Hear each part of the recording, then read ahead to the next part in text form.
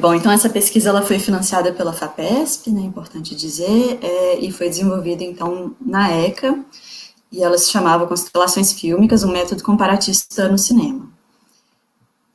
Vamos aqui passar para frente. A constelação ela é uma dentre outros métodos possíveis, né, da gente usar em análises comparadas no cinema, né. Eu coloquei aqui algumas, né. Então, inventário, coleção, né, são alguns outros métodos possíveis que a gente pode adotar: a série histórica, a comparação prismática, a prancha ou atlas de imagens e a constelação, que é essa sim que vai receber nossa atenção hoje. Eu só deixei aqui até uma imagem do livro, porque eu trato nesse livro, né, o Infiltrados e Invasores, eu trato um pouco mais dessas três primeiras: o inventário, a coleção e a série histórica. Se alguém tiver interesse, eu tenho um capítulo metodológico lá nesse livro, né, que é o resultado, é o fruto depois da minha pesquisa de doutorado, que foi publicada nesse formato de livro. E lá, se alguém tiver interesse, pode encontrar um pouco mais sobre esses outros métodos. E a comparação prismática é um método adotado muito pelo Matheus Araújo, que é lá da USP também. Lá ele ele chamou, assim, batizou esse método de comparação prismática, em que ele adota, por exemplo, um mesmo cineasta e faz comparações desse cineasta com outros, né? Então, sempre a partir desse mesmo eixo, né? O Glauber Rocha, no caso dele. Então, ele compara o Glauber com Jean Rouch, ou o Glauber com Godard, o Glauber com Eisenstein, enfim. Então, a cada momento ele vai trazer uma comparação diferente a partir desse prisma, que no caso dele é o Glauber. A prancha, o atlas de imagens, a partir do método, enfim, pelo menos dos escritos do Warburg, né, o Aby Warburg. Talvez vocês tenham falado um pouco dele no grupo, né? Eu lembro que o Marcelo já chegou a citar o Warburg também. E aqui uma imagem breve também de uma possível série histórica, né, só para a gente ver como funciona, porque a série histórica ela também tem um contraste em relação ao método da constelação, né? Ela tem uma visão de história diferente, né, que é a guia, né? Essa aqui foi um exemplo de uma série histórica que eu desenvolvi ano passado. Eu apresentei essa série num curso que eu fiz, enfim, curso que estava tendo lá na Cinemateca Brasileira, aqui em São Paulo, onde eu estou no momento, né, mas, enfim, tinha falado antes, né, que eu estou dando aula em Brasília, nesse momento estou em São Paulo. Essa série histórica, ela foi apresentada, então, num curso que era dedicado ao cinema brasileiro, e eu dei 2 aulas lá sobre filmar o trabalho. E aí eu organizei esses filmes, para não falar desordenadamente desses filmes, eu os organizei a partir dessa série histórica, né, então ela tem uma continuidade, né, a data dos filmes importa, né, o momento, o contexto em que eles são feitos é importante aqui para o encadeamento, né, dessa série. Então aqui tem filmes ficcionais, filmes documentais, né, os ficcionais estão do lado de cima dessa reta, né, os ficcionais, ao contrário, desculpa, os ficcionais estão em cima, os documentários estão abaixo, né, e aqui a gente vai vendo um caminhar, né, um desdobramento histórico mesmo. Então filmes que primeiro falam, por exemplo, dos trabalhadores no campo, né, depois as migrações do campo para a cidade, o trabalhador urbano, os operários das grandes fábricas, depois os filmes que se dedicam a filmar as grandes greves, depois o trabalho doméstico, até chegar aqui por último, não estou me guardando para quando o carnaval chegar, que aí já é um filme que fala de precarização do trabalho, né, um outro momento, depois de reforma, né, trabalhista, enfim, né. Então aqui a gente vê um caminhar, né, um desdobramento, uma narrativa mesmo, que o cinema constrói a partir desse encadeamento de filmes, né. A constelação ela não vai ser assim linear, né, a gente vai ver que ela se constitui de uma outra maneira. Enfim, aqui é só mesmo um exemplo, né, para a gente conseguir visualizar algumas coisas, né, mas eu não vou tratar desses filmes hoje. Para falar, então, de comparação no cinema, eu voltei um pouco à literatura, né, porque é um campo mais estabelecido, né, a literatura comparada é um campo que tem tradição, né, enfim, a gente mal ouve falar de cinema comparado, né, dessa expressão, ela não é muito usada, não é muito corriqueira, por mais que a gente, sim, desenvolva muitas análises comparadas, né, então, muitas vezes a gente não nomeia, assim, ou não discute o método, mas o emprega, né, então, todo esse esforço aqui de pensar esses métodos comparatistas é um pouco um esforço de refletir sobre o método, né, de tentar desenvolver um pouco um legado, algo que outras pessoas possam, né, depois desenvolver e aprimorar, né. Então, lá na literatura comparada, eu busco um pouco dessa ideia, que é a literatura, né, enfim, algo que surgiu lá nas minhas leituras a respeito disso, né, essa ideia que eu achei interessante de buscar as alteridades de um texto. Então, de colocar um texto ou um filme, né, ou o nosso objeto, que seja uma série, enfim, né, colocar esse texto em relação de alteridade com outros textos, né, ver como é que esse filme conversa com outros, que diálogo ele pode estabelecer com outros, né. Isso, enfim, uma breve contribuição desse campo, né, para a gente pensar, né, nesse termo, né, de relações de alteridade. E aqui, então, coloquei também algumas ideias, né, daqui a pouco o slide vai fazer mais sentido com imagens, né, mas aqui só algumas ideias, né, para a gente contextualizar, para começar um pouco essa introdução. Então, algumas ideias sobre como desenvolver, como desempenhar esses métodos comparatistas no cinema. Então, subverter o lugar do pesquisador como centro irradiador de vínculos lineares e consecutivos. E eu digo isso porque, né, eu acho que na maioria das vezes, né, quando a gente estuda mais de um filme, ou nas dissertações, nas teses, enfim, a gente tem esse modelo, né, do pesquisador filme A, aí depois pesquisador filme B, depois pesquisador filme C, né, como cada capítulo dividido dessa maneira, né, um depois do outro, né, muito linear, muito consecutivo. E aí eu queria chamar a atenção aqui para essa ideia da gente colocar os filmes A, B e C em diálogo também, né, colocá-los para conversar, né, ver como é que um conversa com o outro, o que um pergunta para o outro, como é que o outro responde, enfim, né, para subverter, então, esse lugar do pesquisador sempre como esse centro irradiador, né, a partir da gente, né, olha para um objeto, depois olha para o outro, e tentar estimular mais a relação dos objetos entre eles também, né. E essa segunda aqui, um filme se expande em possibilidades interpretativas na relação com outras obras, e também pensar num filme como ferramenta de análise de outro filme, né, então a memória da percepção de um filme nos leva a outro, né, já munido de alguma coisa, enfim, né, com algumas perguntas, com alguma coisa em mente para a gente analisar, né.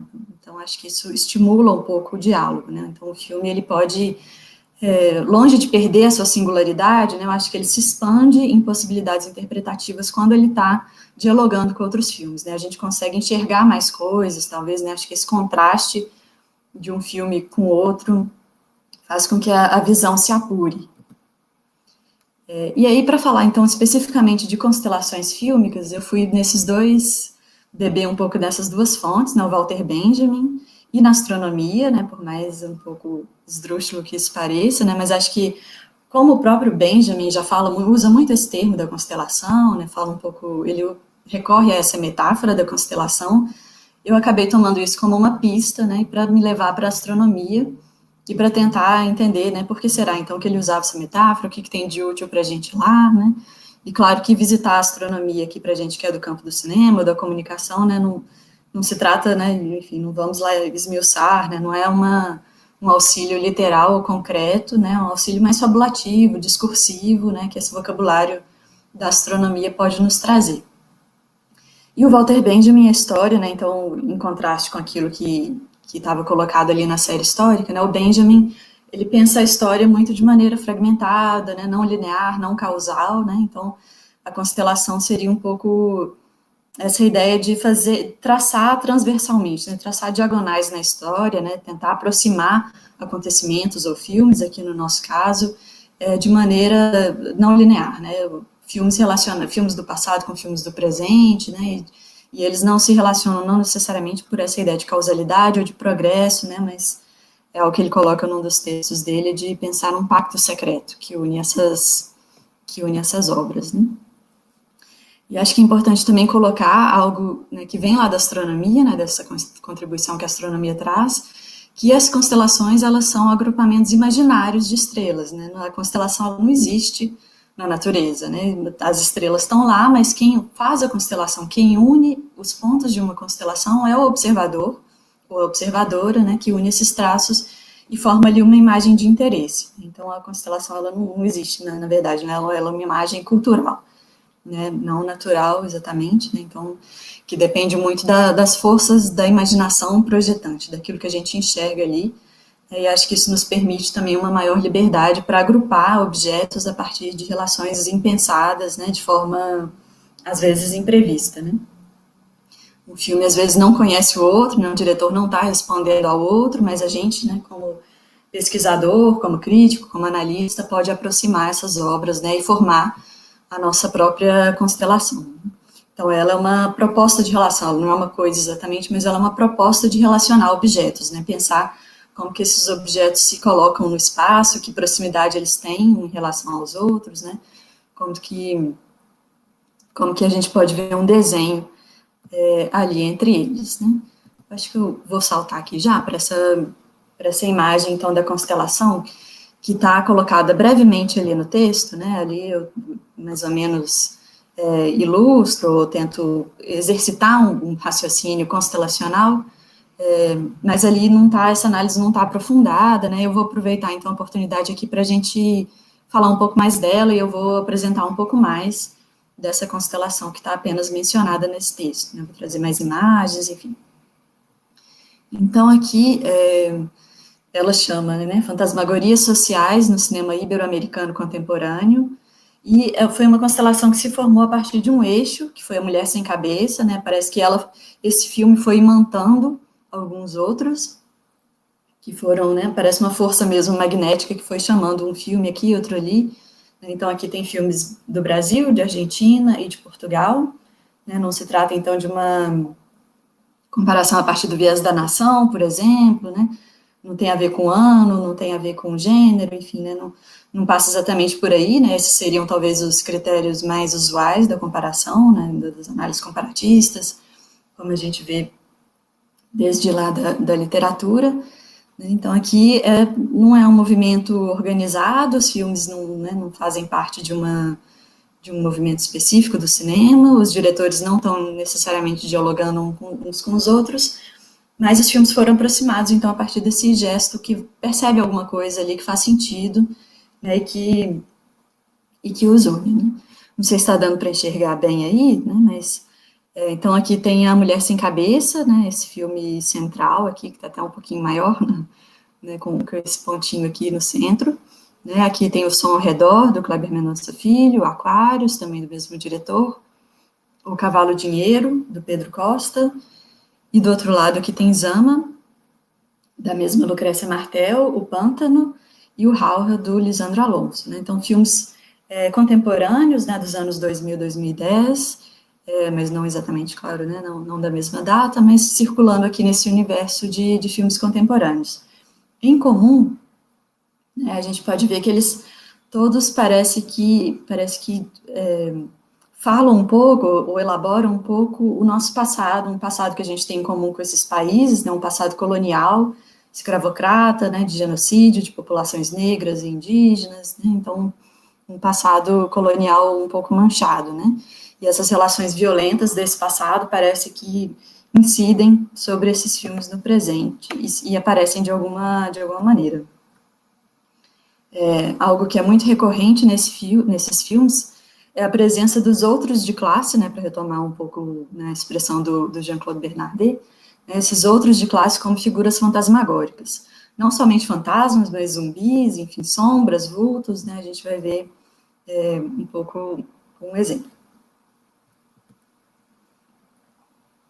Então, para começar aqui, eu coloquei aqui algumas imagens do Som ao Redor, né, do Kleber Mendonça Filho, esse filme aqui de 2012.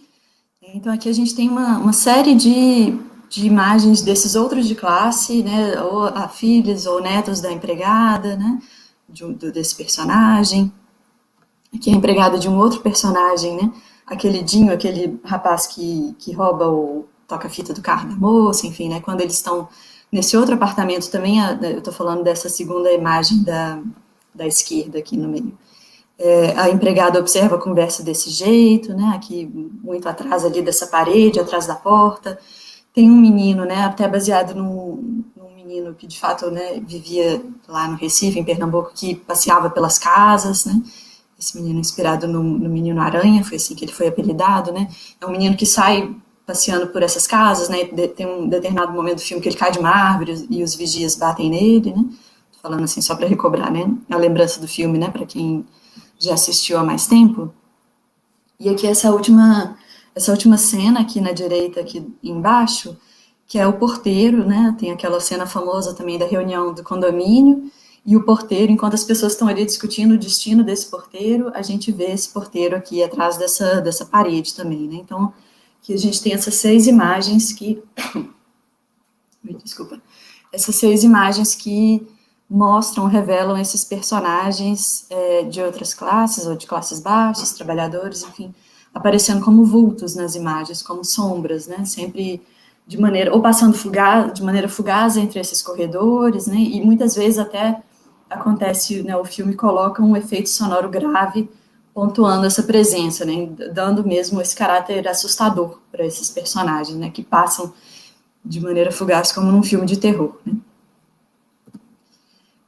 Além disso, tem outros momentos, né, fantasmagóricos no som ao redor, esse aqui muito conhecido, né, o personagem está ali se banhando numa cachoeira, e aí por 1 ou 2 segundos aquela água parece vermelha, né, como se fosse um pouco né, algum delírio, algo alucinatório desse personagem, e logo a água volta à cor, enfim, normal. Mas esse vermelho, né, dessa cascata ali, aludindo também, né, claro, a um passado, ao banho de sangue que aconteceu naquelas terras, né. Lembrando que aqui eles estão nesse momento visitando o engenho, eles não estão mais na capital, né, não estão mais no Recife. E aqui esse momento aqui da direita, em que esses personagens estão visitando também ruínas, né, de um cinema, né, eles passam por outras ruínas também, espaços muito fantasmagóricos no filme, né, a gente até ouve né, ruídos, ouve sons de uma sessão de cinema, como se ela estivesse acontecendo no presente, né, tem uma sobreposição de tempos aqui, além daquela outra cena que não tem imagem aqui, mas aquela cena em que a menina, num pesadelo, ela sonha com vários meninos invadindo a casa dela, né? Um menino atrás do outro, saltando por aquele muro, né? O portão como se estivesse entrando na casa dela e aquilo se torna um pesadelo para a personagem, né? Bom, aqui no outro filme do Kleber também, do Kleber Mendonça, o Aquários, a gente tem essa personagem de um empregado fantasma.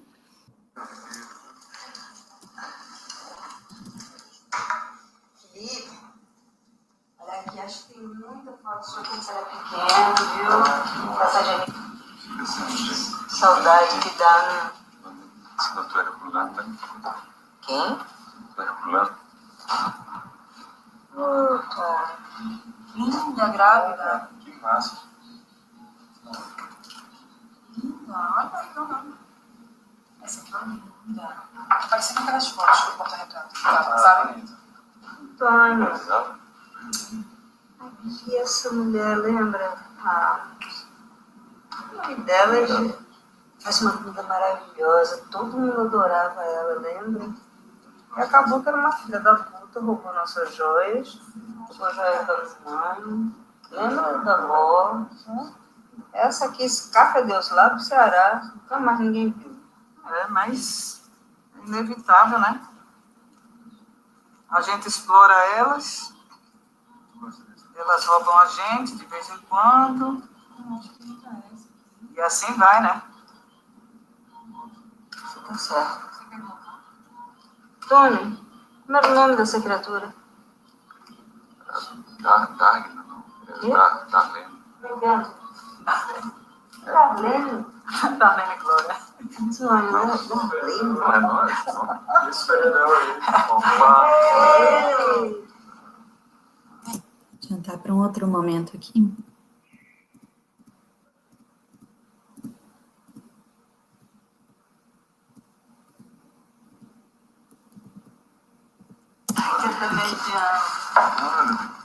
Você.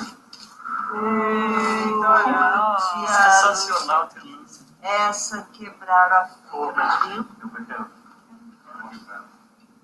Quer mais vinho? Quer mais vinho?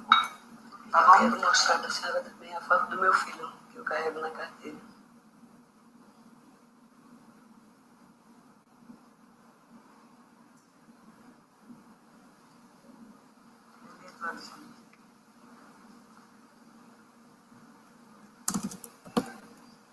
Mais adiante, nesse mesmo filme, é uma cena em que a personagem tem um pesadelo também.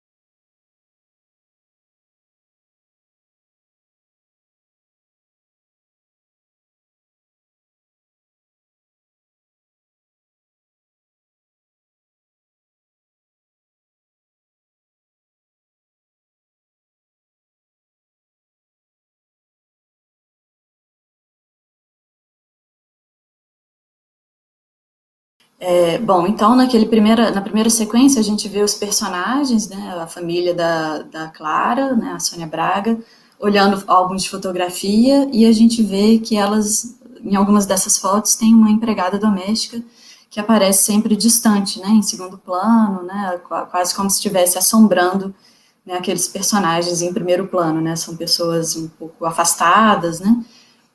E aí, quando a própria a empregada do presente da personagem aparece em quadro, ela também está dessa maneira, né, a gente não vê a cabeça dela, né, ela está um pouco decapitada ali pelo enquadramento.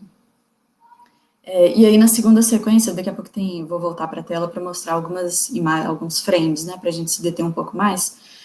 Mas aí, nessa segunda sequência que a gente viu, é um momento de pesadelo da personagem, né, logo depois a gente vê que ela está deitada na cama, estava dormindo, com essa personagem do passado, assim, ex-empregada, rondando pela casa, na penumbra, na escuridão, a gente também mal percebe o rosto dessa pessoa, né, e ela vem ali um pouco como para assombrar a consciência dessa ex-patroa, né.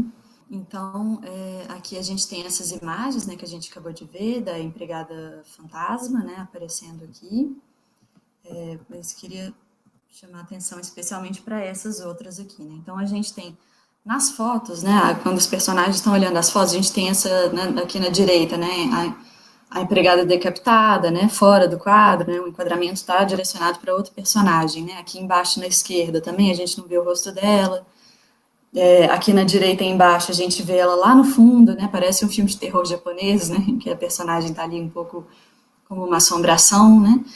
E aí, o que eu acho curioso do filme é que quando a personagem, né, a empregada do filme, de fato aparece, ela aparece de novo decapitada, né, então parece uma repetição, né, desse tipo de representação, né, a personagem vem mostrar a foto do próprio filho, né, o filho que ela perdeu, mostrar ali para aqueles personagens, daquele momento super embaraçoso, né, constrangedor ali, e ela tá de novo fora do enquadramento, né, de novo o rosto dela não é visto, né.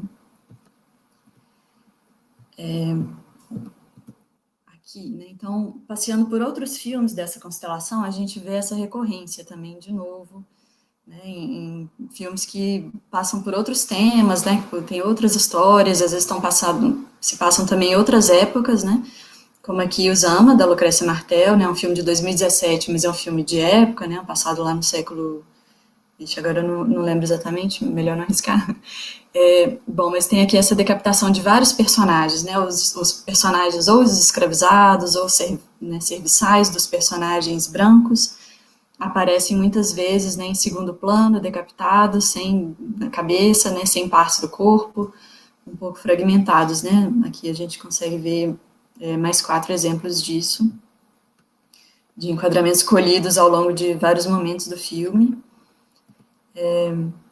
Aqui mais outros, né, personagens como sombras, né, ou aqui atrás, né, esse aqui da esquerda embaixo, né, ele atrás de uma madeira, aqui na esquerda em cima, ele lá no fundo também parecendo aquela imagem primeira ali do filme do Aquarius, né, do filme do Kleber, né, e aqui nesses outros dois a mesma coisa, né, então eles sempre afastados do quadro, decapitados, fragmentados, né, mutilados de alguma maneira, né.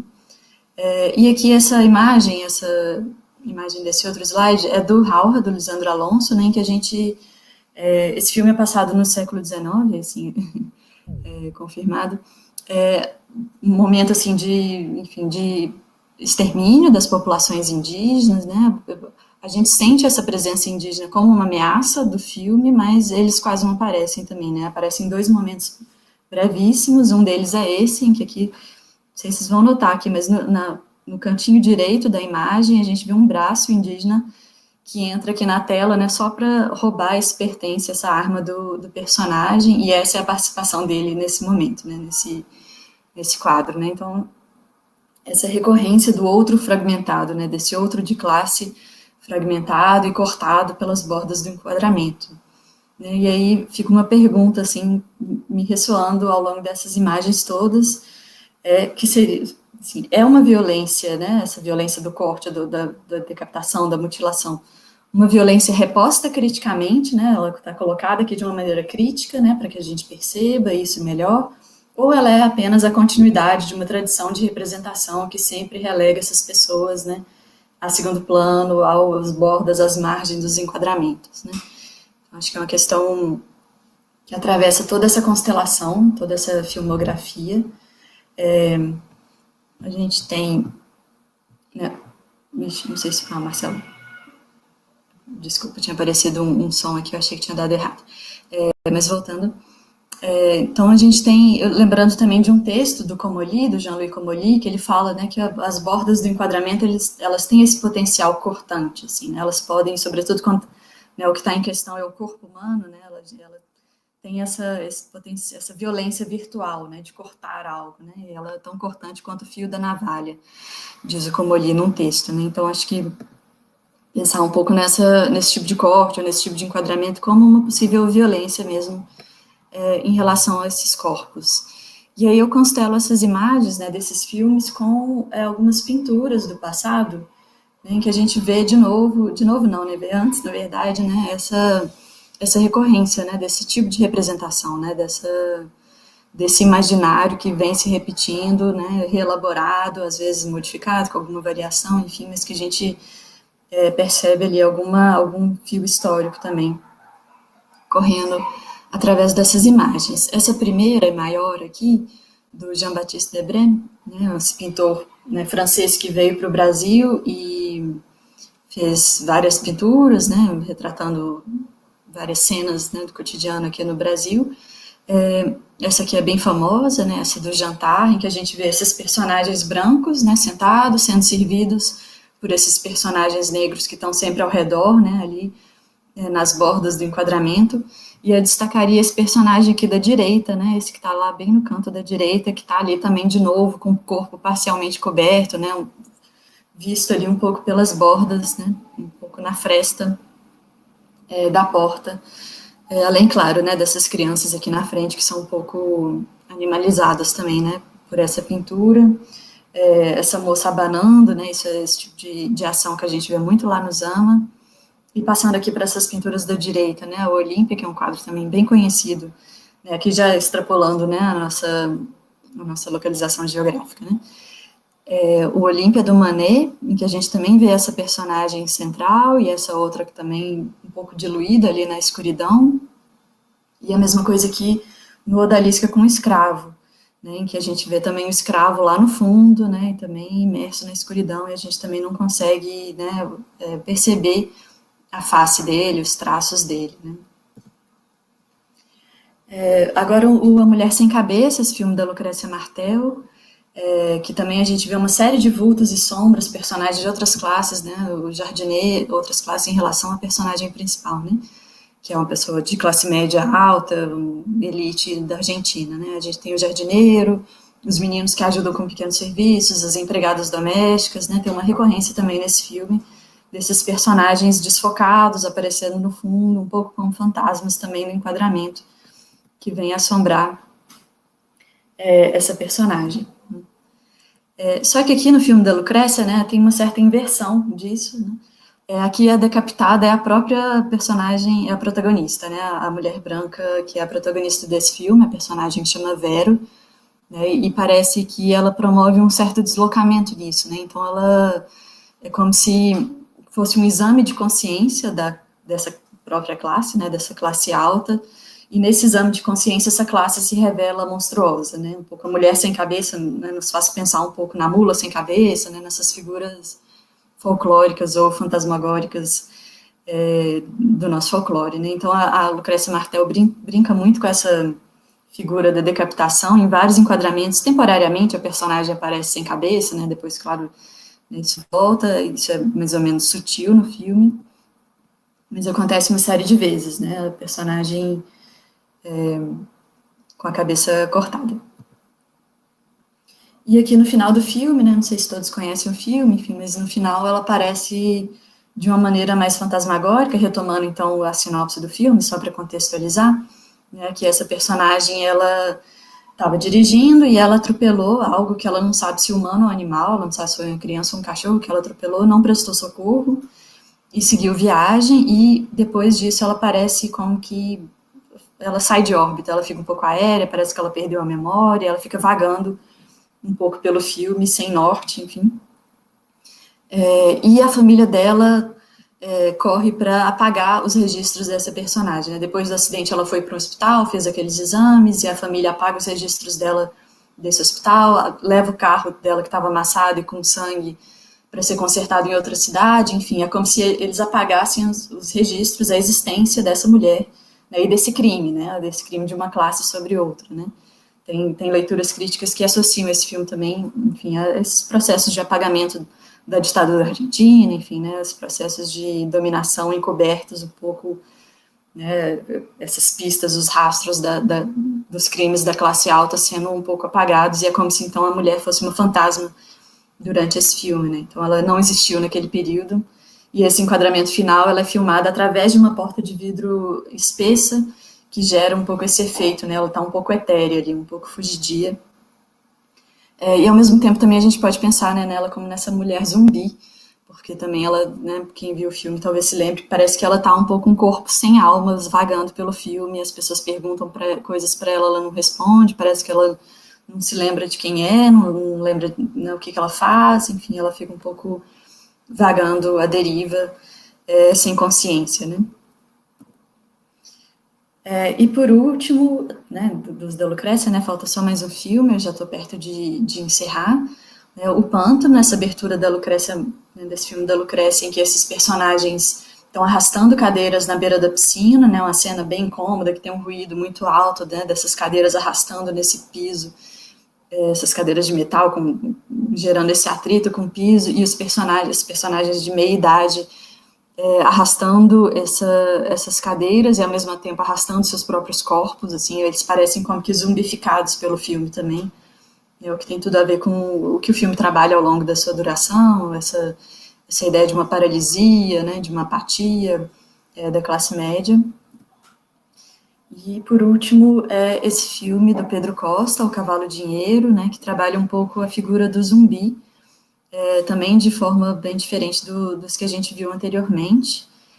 Aqui a gente tem essa aproximação com a figura do zumbi, não esse zumbi que a gente conhece mais hoje, que já foi apropriado pela cultura pop, né, depois do Romero, né, mas os primórdios do zumbi, a gente tinha uma relação da figura do zumbi com também, enfim, presenças de religiões de matrizes africana nas ilhas do Caribe, enfim, né, a partir dessa diáspora, enfim, então a gente tem um retorno a essa mítica do zumbi, lembrando de alguns filmes, por exemplo, né, o I Walk with a Zombie, ou A Morta Viva, né, acho que foi assim que ele foi traduzido no Brasil, em que tem esses personagens que eles são zumbis nesse sentido de um corpo explorado, que tem que trabalhar até a morte, até depois da morte, nesses grandes latifúndios, né, para os seus senhores, né, esse corpo que não para de trabalhar e que continua, né, como se tivesse ali extraído a alma dele, extraído o sangue, e um corpo que continua automaticamente.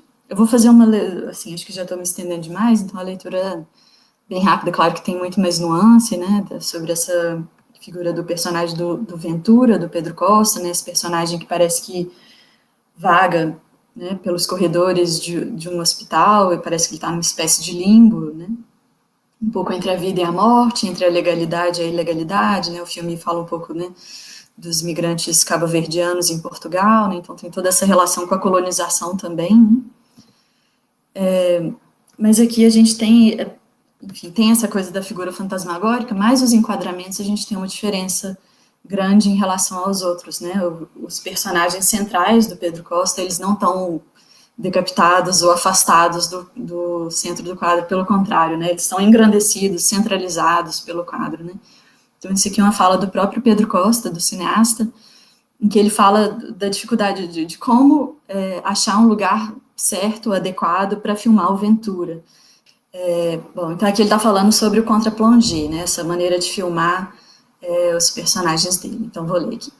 Então, antes de começar cada dia de trabalho, o que mais me importava era como realmente conhecer aquele homem grande com quem falei e que aceitou minha proposta de fazer filme. Então veio um momento, logo nas primeiras semanas de filmagem, em que tive que descobrir como eu poderia me colocar à sua altura com minha câmera.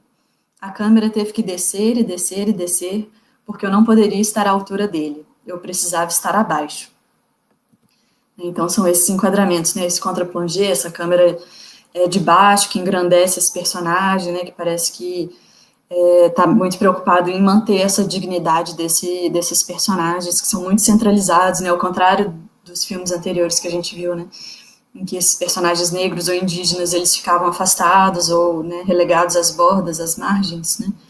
Aqui acontece o oposto, né, e acho que é isso que uma análise comparada nos permite também, esse contraste, né, assim, nos ativa, nos aciona alguns pensamentos, nos traz alguns insights quando a gente aproxima, né, um filme do outro e vê as suas diferenças, né, além das suas semelhanças também. Então, aqui alguns outros enquadramentos do filme do Pedro Costa, e aqui essa inversão, né, então, não é mais o personagem do Ventura, né, que é cortado, e quem é decapitado é o médico, né, então essa cena em que esse médico faz essa entrevista com o personagem, o médico está quase sempre fora de campo, e quando aparece também é um braço, uma perna, né, um pedaço de corpo, né, em que a gente não vê ele inteiramente como vê Ventura. E aqui só para lembrar um pouco dos espaços fantasmagóricos, né, do filme, né, esse hospital que parece um pouco abandonado, né, subterrâneo, o elevador, né, enfim, para quem lembrar do filme, também parece uma caixa de memória, né, esse elevador em que ele vai conversando com pessoas com vozes que não estão lá exatamente, né. Então, essas vozes do passado ou das imaginações da fabulação do personagem vão dialogando, vão aparecendo com ele. E aqui esses personagens, não exatamente personagens fantasma, mas personagens, eu diria, de status existencial controverso, né, que a gente não sabe exatamente se são vivos, se são mortos, né, se estão lá ou não, se são frutos da imaginação de um personagem, né. Eu vou me encaminhando aqui para o fim, né, com essa reflexão sobre os fantasmas, né. Então aqui o Eric Felinto, ele fala um pouco sobre o fantasma. Ele diz assim: o fantasma é um momento congelado do tempo, uma ruptura com a temporalidade linear, uma repetição sinistra. Né? Então, essa ideia de repetição sinistra do fantasma, ela me interessa bastante, né? Como fantasma, como algo de outro tempo que vem ao presente, né? E rompe com essa temporalidade linear, né? Fazendo um pouco um embaralhar de tempos, né? Ele promove um curto-circuito temporal, né?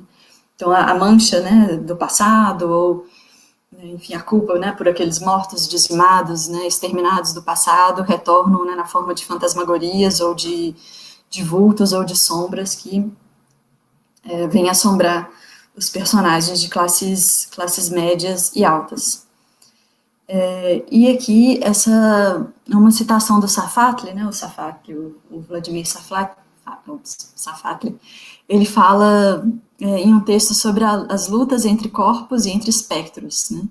É um texto de 2018 dele, em que ele está, enfim, ali no calor um pouco das eleições e da polarização do Brasil, e ele está se perguntando como que algumas pessoas, né, com quem ele nasceu, pessoas que foram criadas junto com ele, pessoas com quem ele conviveu, como elas podem ter se tornado esses monstros, né, essas falas fascistas, enfim, né? E aí ele diz assim, vou ler aqui essa citação: alguém deveria, nessas horas, falar de espectros, falar de encarnação, falar de espíritos que transmigram, pois essas falas vieram de outros tempos, esses gestos são de outros sujeitos, esses afetos atravessaram séculos. Ai daqueles que nada compreendem do tempo contraído e multi-estratificado da política.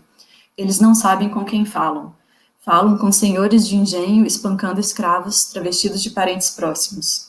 Falam com bandeirantes genocidas de índios em roupas de executivos de grandes empresas. Falam com torturadores e ocultadores de cadáveres encarnados em taxistas. As verdadeiras lutas são sempre lutas entre corpos e entre espectros. Bom, então acho que vou encerrando por aqui essa reflexão, né, sobre essas fantasmagorias, né, esses fantasmas que aparecem nesses filmes, né, levando a gente a um passado colonial, enfim, a nossa herança escravocrata, enfim, né, que por não ser elaborada, enfim, acaba, né, retornando sempre, não deixando alguns personagens em paz. E eu destacaria, por último, uma especificidade desses filmes, né, ibero-americanos em relação a outros, por exemplo, né, tem uma cinematografia em que aparecem fantasmas, mas isso é Isso é trabalhado de forma completamente diferente, né? Se a gente pensar nos filmes do leste asiático, os filmes japoneses, ou os filmes do Apichatpong, né? Lá na Tailândia, enfim. Ali também há fantasmas, né? E também há um passado, né, de violência, mas ali tem uma certa naturalidade, né? Os vivos e os não vivos dividindo espaços de maneira mais pacífica ou mais tranquila, de maneira bem, não sei, mais natural, talvez, né? O que acho que se relaciona, né, com uma tradição budista, animista, né, daquelas localidades, e aqui esses fantasmas, eles são motivos de medo mesmo, né, eles são figuras que assustam, que assombram, né, que fazem emergir toda essa culpa histórica. Bom, acho que é isso, né, desculpa se eu passei um pouco do tempo, mas muito obrigada, e estou à disposição para, enfim, conversa, para comentários, fiquem à vontade. Bom, Mariana, eu que agradeço. Na verdade, acho que, enfim, não passou do tempo de forma nenhuma, né? Eu queria, na verdade, continuar te ouvindo. Eu acho muito interessante toda a discussão que você está propondo, essa sensibilidade, né, de um olhar analítico que não está preocupado tanto com as singularidades apenas, né, de uma obra na sua minúcia mais profunda, mas também com esses atravessamentos, né, entre obras. E eu acho que essa foi a grande motivação, né, de convidar você para vir conversar com a gente. Essa foi a grande motivação para decidir ter esse momento, né, de conversa como um momento muito preocupado mesmo com essa elaboração metodológica, né, como você falou desde o começo. Mas é muito interessante que, ao desdobrar, né, não apenas metodologicamente, mas analiticamente, essa sua perspectiva e a proposta da constelação fílmica, com base nesses exemplos, você acabou falando de vários temas que são os temas atuais também das pesquisas do grupo, de algumas das pesquisas que a gente faz aqui no grupo, né? Então, por exemplo, essa discussão sobre as fantasmagorias que você propôs, ela passa um pouco pelo universo da escravidão, né? pela temática da escravidão, que é justamente o tema da pesquisa, de uma pesquisa em andamento, né, que eu oriento, que tem a ver com um projeto específico meu, e que tem 3 bolsistas de PIBIC, né, envolvidos. Então é super interessante perceber que na discussão metodológica a gente acabou também trazendo esse olhar e essa discussão sobre o tema, né, sobre um dos temas de pesquisa. Então por isso que eu queria, na verdade, começar assim, uma conversa, acho que vai ter mais gente que vai trazer perguntas agora, mas eu queria começar só fazendo 2 perguntas talvez muito amplas, né? Então eu não espero que você vai responder tudo e tal, mas eu queria ouvir algumas pistas, digamos assim, né? E a primeira pergunta tem a ver com o método, né? Eu acho que em vários sentidos o que você está chamando de constelação fílmica está baseado nisso que no nome do nosso grupo a gente chama de arqueologia do sensível, né? É um olhar arqueológico, muitas vezes, o que está sendo explorado aí, pelo menos na minha leitura. E, então, uma primeira pergunta é uma pergunta até um pouco no sentido de uma provocação, né? Queria te ouvir em que sentidos você acha que dá para pensar a constelação fílmica e a comparação mais amplamente, né? A partir dessa perspectiva arqueológica, né, pensando na arqueologia do discurso, na arqueologia da mídia, enfim, nas várias versões que isso já assumiu, né, não apenas em relação a imagens, portanto, mas, enfim, em que medida daria para pensar nessa direção. E o segundo ponto tem a ver com o tema, né, eu queria saber se você tem mais pistas dessa relação com a escravidão na constelação das fantasmagorias. Nós agora estamos trabalhando num dos planos de trabalho desse PIBIC que eu mencionei, uma pesquisa que passa por 2 filmes, por enquanto, pelo menos, né, que são O Nó do Diabo e Açúcar, né, que são ambos filmes que também têm algum atravessamento aí com fantasmagorias da escravidão. porque, enfim, nos dois casos aparece principalmente uma certa fantasmagoria ligada à casa grande, né, como uma espécie de casa mal assombrada. Então, assim, já, né, trazendo um pouco dessa pesquisa, a minha pergunta é justamente que outras pistas talvez a gente possa ter, não só no campo do cinema, né, mas de outras imagens também, que talvez você tenha encontrado e não citou hoje, né, e que apontam aí para esse universo da escravidão tematicamente. Beleza. Ótimo, fiquei muito feliz de saber que tem afinidade, né, com o grupo de vocês, com as pesquisas em andamento. Depois quero conhecer as pesquisas, né, depois vocês tiverem algo, enfim, escrito, me mandem, que eu tenho todo o interesse. Acho que, sim, esses filmes, né, que eu apresentei hoje, eles remetem a esse passado, né, de escravidão, enfim, né, e não à toa são filmes, então, ibero-americanos, né, acho que a gente tem um tipo de colonização específica, né, e acho que isso aparece nos filmes de alguma maneira, né, é diferente, enfim, né, de filmes que tratem, né, do terror, ou de zumbis, ou de fantasmas em outros países, outros continentes, né, acho que aqui, acho que acaba remetendo a esse passado mesmo, colonial, né, e as questões da escravidão. Eu não vi o Açúcar ainda, eu vi o Nó do Diabo já tem algum tempo, mas eu lembro, né, de fato, ele é um filme dividido em são várias histórias, né, ao longo do filme, mas eu lembro que tem muito esse diálogo com o gênero, né, do horror, enfim, é um filme que tem um pé declarado no horror, né, digamos assim, né, eu acho que esses filmes dessa constelação de agora, né, que eu trabalhei aqui, eles não são filmes exatamente de horror, né, eles não são filmes de gênero, mas eles acionam essas convenções do gênero, do horror, para falar dessa experiência presente, mal resolvida, né, então, eles são mais ou menos filmes de drama, enfim, né, são filmes que não pertencem exatamente a determinado gênero, mas em alguns momentos parece que eles recorrem ao horror para falar dessa experiência social muito turbulenta e muito difícil, e a hostilidade entre as classes sociais, por exemplo, né.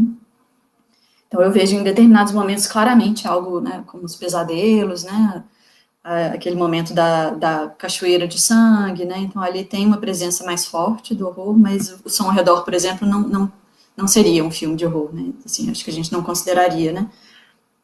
Mas, enfim, me interessa muito essa presença do horror em filmes que não são do horror, e a que vem, né, essa presença, né, por quê, né, então, eu acho muito curioso e interessante que os filmes, né, tenham esse gesto para falar das nossas relações de classe, para falar de relações cotidianas entre patrões e empregados, né, o horror seja, né, a forma escolhida para dar vazão a essas sensações, a esse medo, né, que as pessoas sentem ali.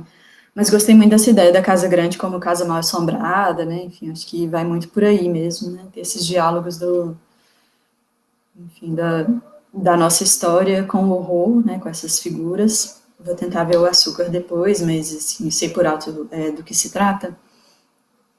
Sobre a questão... mas, enfim, eu não avancei além disso, né, nessa questão da escravidão ainda. Essa apresentação sobre as constelações fantasmagóricas, eu apresentei isso já em congresso, mas eu não escrevi, eu não tenho isso não está publicado, eu não tenho nenhum artigo, assim, eu espero agora conseguir parar e escrever mesmo sobre isso e pesquisar mais e trazer mais leituras, enfim, então, inclusive, se tiverem sugestões, estou super aberta, que é o momento mesmo de adensar essa discussão. E sobre a primeira questão, você tinha colocado sobre o olhar arqueológico, né, eu acho que, enfim, eu acho que não sei se eu arriscaria ainda, eu também não conheço muito de arqueologia, né, não sei se vocês trabalham com Foucault, com o que exatamente, enfim.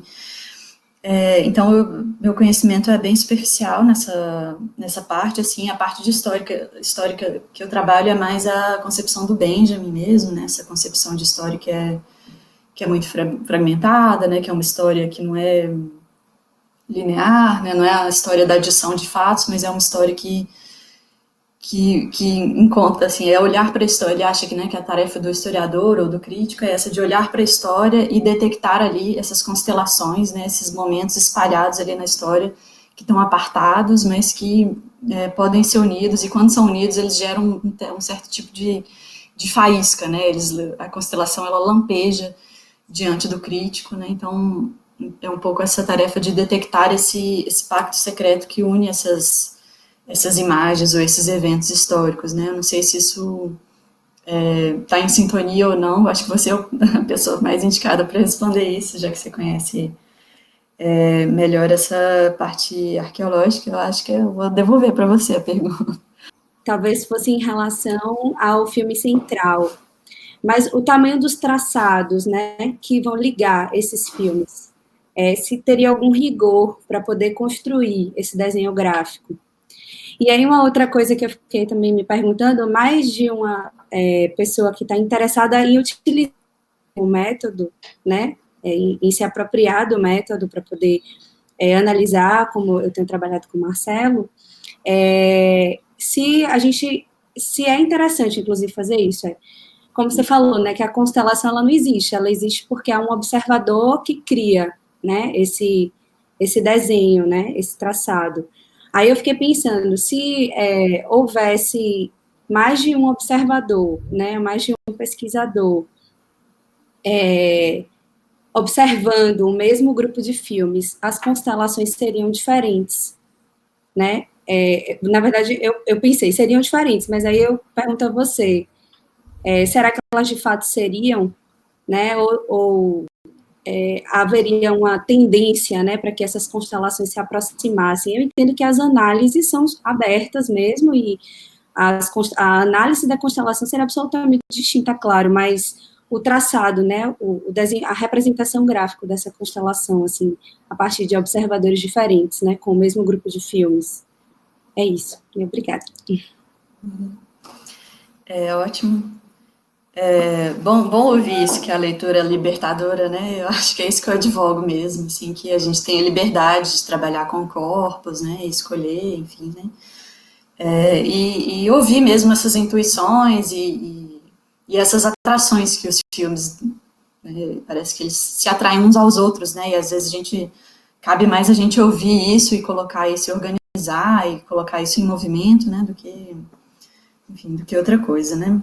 Então, sobre o desenho, eu acho que esse desenho não é o mais adequado, assim, depois eu fiquei olhando muito para ele, assim, porque se eu fosse representar exatamente, né, o que é a relação dos filmes ali nessa constelação, eu acho que teria traços entre os filmes de uns para os outros, né, ia ficar uma grande bagunça, assim, né, de um traçado, porque um filme não se liga só ao seguinte, né, como está ali representado, né, tá esse filme, depois vem aquele, enfim, né, eles se ligam entre si também, né, então ia ter um tanto de traço se cruzando ali, ia ficar até um pouco difícil de enxergar, mas se fosse uma representação mais realista, assim, eu acho que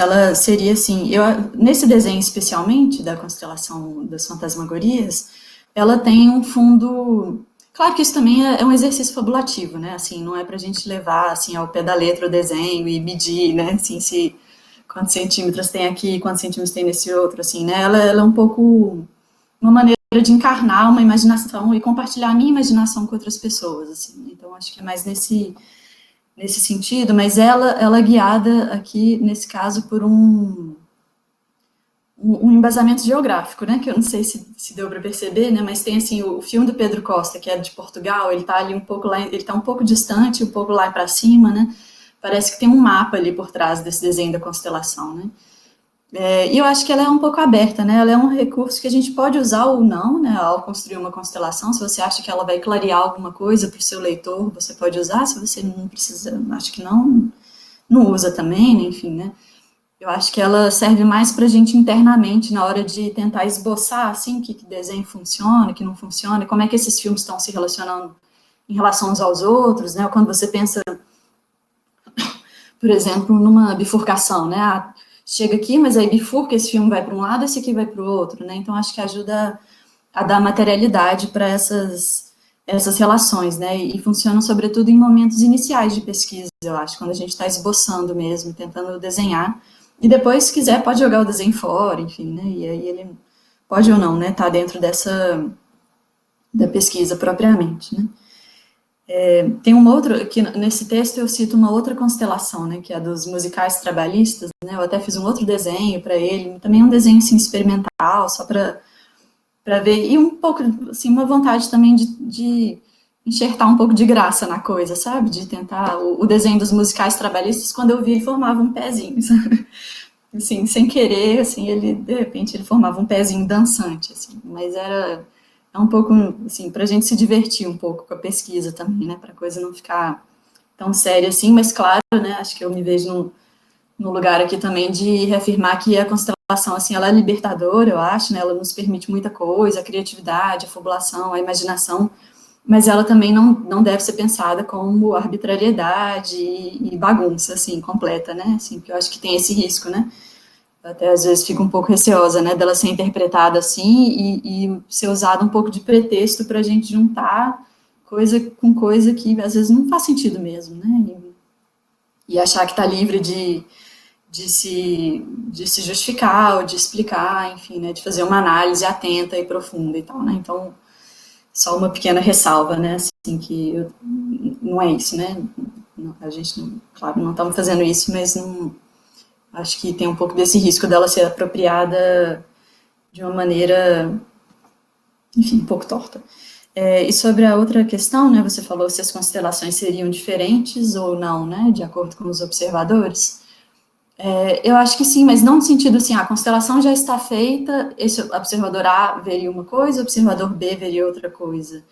Eu acho que cada observador compõe a sua constelação, né, cada um faz a sua própria constelação, então... Se você olha para um céu que é um tanto de pontinhos, né, nesse panorama de vários filmes que existem, você une aqueles que fazem sentido na sua leitura, outra pessoa uniria outros. Talvez fizesse aquele desenho, talvez fizesse outro. Né? Mas eu acho que a própria composição da constelação já é algo muito subjetivo, muito pessoal de um pesquisador. Acho que essa subjetividade interfere mais aí, nesse momento de compor e de fazer a ligação dos pontos, ou seja, na hora de compor um corpus de pesquisa, né? Eu acho que é aí que está mais aí que tem mais variação entre pesquisadores do que essa constelação já está pronta e aqui o que você acha. Aí sim, claro, né? Cada um vai analisar de uma forma, mas eu acho que tem uma certa autoria na composição da constelação em si. Ô Mariana, deixa eu só mencionar aqui que eu estava na hora que a gente estava na transmissão ao vivo, né? Tinha a Morgana Lima, que é uma estudante aqui do programa de pós-graduação em comunicação, tinha feito uma pergunta e eu acabei perdendo aqui o registro do chat, enfim, não estou conseguindo achar por conta desse problema técnico na transmissão. Eu não sei se a Morgana está online. Né? Se ela estiver online, ela certamente seria a pessoa mais indicada para fazer essa pergunta. Né? Morgana está online? Não. Acho que não. Bom, mas a pergunta que ela tinha feito era sobre o Pedro Costa, né? O Cavalo Dinheiro. Era uma pergunta, eu vou tentar recuperar de memória aqui, né? Que eu ia repassar para você. Marcelo, desculpa, Oi. Marcelo. Ana Camila, eu falei com ela que ela está entrando. Ah, ótimo. Então vamos esperar. Ela faz a pergunta melhor do que eu recapitulando. Enquanto isso, acho que tem uma outra pergunta no chat. Você consegue ver o chat, né, Mariana? Eu consigo, deixa eu só ver aqui. Tá. Ela entrou já aí, Morgana. Tá aí já. Ah, legal, Morgana. Bem-vinda. Você tinha feito uma pergunta, Morgana. A Mariana agora está lendo agora uma pergunta do chat. Daqui a pouco, Morgana faz a pergunta dela, então. Pode ser, né? Eu não sei se todo mundo está vendo o chat, né? Quem entrou depois. Mas, enfim, a pergunta é a seguinte. Acho que foi Marcelo que fez, né? Ele mesmo pode fazer, talvez, não sei.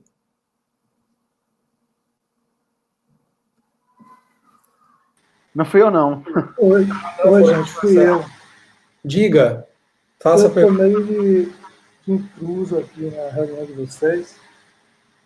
Mas foi isso, eu achei bem interessante o que Mariana, a constelação que ela fez. Minha pergunta é essa, assim, que me parece que tem algo recorrente aí nos filmes escolhidos, que eles todos foram dirigidos por pessoas brancas, né, de classe média alta.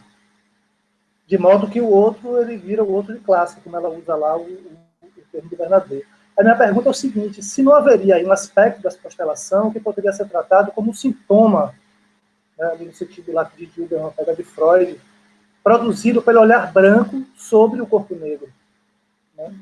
E se não haveria aí uma invenção da escravidão a partir desse olhar, né? Tal como Didi Huberman fez lá um pouco na invenção da histeria, né?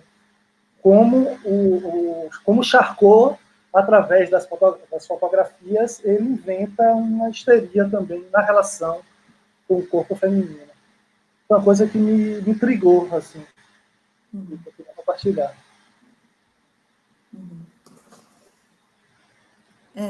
Acho que é uma ótima pergunta. Sim, acho que os realizadores são todos brancos, se são de classe alta, aí eu já não tenho certeza sobre todos, né? Lisandro Alonso, enfim, não sei exatamente. Mas acho que sim, acho que tem tudo a ver com ser um olhar localizado, né? Uma perspectiva, né? É um lugar de... assim, mas ao mesmo tempo também acho que não pode ser exatamente pensado como determinista, já que assim, a classe dos realizadores não pode ser pensada como determinista totalmente ou plenamente, porque a gente vê exemplos de subversão disso também, na mesma constelação, né? Então, lá o Cavalo Dinheiro, assim, o Ventura é filmado de uma maneira muito diferente do que os personagens negros são filmados nos filmes do Kleber, por exemplo, né? Então, acho que tem formas de abordagem, enfim, né, que complicam um pouco isso, que geram um certo tipo de desvio, assim, né? Então, a gente não poderia pensar que assim, remeter à origem da classe dos diretores, o resultado dos filmes automaticamente.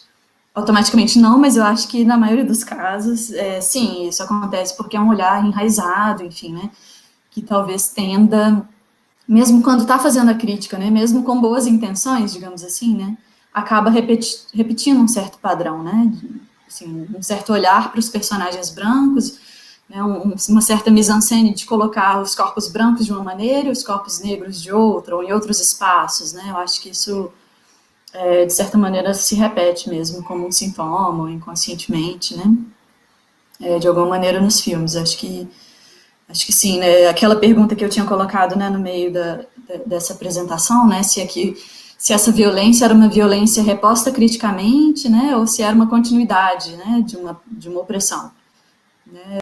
Assim, tem filmes que eu acho que vão mais para um lado, outros filmes que vão mais para outro, acho que isso oscila um pouco, né, eu acho que nem sempre os realizadores, né, estão colocando os personagens negros em segundo plano como forma de crítica, às vezes é uma repetição de um padrão que está arraigado mesmo, né, numa certa cultura. Eu acho que tem mais... Oi? Não, o de Pedro Costa foi o único que eu não assisti. Os outros todos eu tinha visto. E me deu essa impressão, assim. Eu revi, por acaso, eu tinha visto o Som ao Redor ontem, tinha visto desde 2012, assim, e eu saí meio impactado, assim. Depois de toda essa discussão, né, que a gente atravessou aí durante uns 7 anos, nesse lugar que o corpo negro ocupa no filme. Né? Principalmente ali o Menino Aranha, quando ele desce da árvore, quase com calção de algodão, sei lá, me deu uma sensação dessa invenção da escravidão, sabe? Pelo olhar branco, assim, muito forte. Não sei, é uma inquietação que eu tenho também. Assim. Eu não tenho uma resposta, mas valeu Deixa eu fazer uma intervenção breve aí. Eu acho que, enfim, faz muito sentido essa discussão, né, como a ideia de invenção da escravidão a partir de um sintoma, né, perceptível nas imagens. Enfim, para além das considerações que Mariana já fez, só queria indicar que também, né, em filmes como O Nó do Diabo ou Açúcar, que a gente estava mencionando agora mesmo, essa discussão aparece, né, chama a atenção muito como está sendo orquestrado ali, a partir, claro, dos elementos de gênero do horror, sobretudo, né, como a Mariana já mencionou, esse tipo de abordagem. Mas, enfim, sem muitas delongas, eu só queria pedir para passar, antes de passar para a pergunta da Morgana, pedir para o Marcelo, que fez a pergunta, se apresentar brevemente, porque a gente não conhece ele, né, e dizer que não é um intruso de forma nenhuma, mas muito bem-vindo. Obrigado pela participação. Na verdade, eu estou paquerando vocês há muito tempo, assim, mas eu não tive coragem de chegar por aí. Eu sou professor lá do UFRB de cinema, né? E estou agora afastado fazendo uma pós lá em artes cênicas, com o Cleise. Eu estou bem no comecinho ainda, com essa coisa do coronavírus, tá? E eu estou pesquisando, tateando uma coisa que estou chamando de dramaturgia do sensível. Né? E eu tentando pesquisar essa relação entre as intrigas e o sensível, mas assim, eu estou meio tateando ainda, né? E é isso, eu devo, depois que passar aí essa loucura, eu estou já fazendo aqui uma proposta de namoro, e vou aparecer aí para conhecer vocês e ver como me aproximo também. Olha, maravilha, você me dá, inclusive, a oportunidade de fazer um convite para você, mas também para quem mais se interessar, eventualmente por isso, né, que entre as atividades que a gente está propondo agora, né, no meio da quarentena, ficando todo mundo maluco, né, com toda essa situação, a ideia de iniciar um projeto que a gente tinha cogitado há um tempo atrás, que tem a ver justamente com dramaturgia, que é um projeto de leitura de textos dramatúrgicos e, eventualmente, literários, né? E a gente está já planejando uma primeira ocasião que isso vai ser feito, né? Então fica aqui já o convite, vamos conversar depois, né? Seria muito legal fazer esse diálogo com você também, aí a partir dessa ideia de dramaturgia do sensível. Eu acho que isso tem tudo a ver com várias coisas que a gente está trabalhando no grupo. Juliana está aqui no chat comentando, né? Ela é uma das entusiastas aí desse projeto. Enfim, mas não vou me estender demais, vou passar a palavra para a Morgana, para a gente não perder muito o fio da meada aqui, que ela estava já com essa pergunta, né, lá no YouTube. Morgana, por favor, faça aí sua pergunta.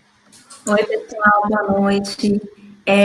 Então, a minha pergunta, de certa forma, ela dá continuidade ao que o Marcelo colocou aqui no chat, quanto às recorrências, né, de um filme para outro. Foi uma impressão que eu tive também a partir da fala da Mariana, mas eu fiquei um pouco com essa dúvida aí relacionada ao trabalho do Pedro Costa, né, o Cavalo Dinheiro, que tem o personagem do Ventura, que ela citou como um possível exemplo, que vai um pouco na contramão dessa imagem fantasmagórica. Ela falou sobre o contraplongé, mas, enfim, a minha pergunta é mais no sentido de como ela avalia esse olhar do cineasta, especificamente o Pedro Costa, porque o Ventura, ele não é um personagem só daquele filme, né, ele aparece em outro filme também do Pedro Costa, então vem de uma jornada aí dentro da própria cinematografia dele, e então, consequentemente, a forma como ele apresenta esse personagem, a gente pode ver também como dentro dessa micro-história, né? Enfim, mas a minha dúvida é mais no sentido de curiosidade mesmo, de saber como ela avalia esse olhar, né, que o cineasta apresenta em relação à própria trajetória dele com a personagem nesse caso, né? Eu acho que o Cavalo Ventura destoa mesmo dos outros, né? Por isso que ele também está uma perninha mais afastada, assim. Destoa em vários sentidos, e eu acho que tem, sim, como você tem razão de dizer, tem a ver com todo o processo de filmagem, né? A maneira como o Pedro Costa se coloca nas relações, né? Ele tem esse processo de ficar muito tempo, né? Semanas, meses, anos, né? Acompanhando os mesmos personagens, convivendo com eles, né? Então, tem todo um processo de confiança se colocando ali, além do que um personagem, né? Assim, os filmes dele, às vezes, estão com um pé no documentário, um pé da ficção, né?